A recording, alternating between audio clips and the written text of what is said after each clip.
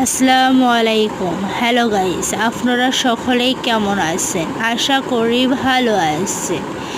যে চার ব্যক্তি কারোর ভালো চায় না। 1 নম্বর, যে আপনার সাফল্য মেনে নিতে পারে না।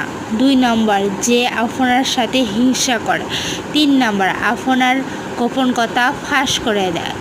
4 নম্বর, আপনার শত্রুর সাথে তার হাত মিলায়।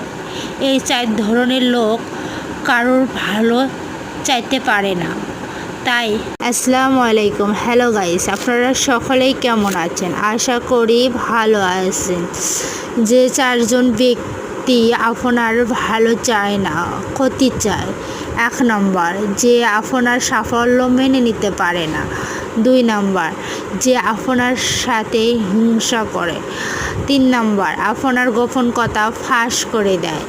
4 নম্বর, আপনার শত্রুর সাথে তার হাত মিলায়। এই 4 ধরনের লোক কারোর ভালো চেতে পারে না, আমি মনে করি।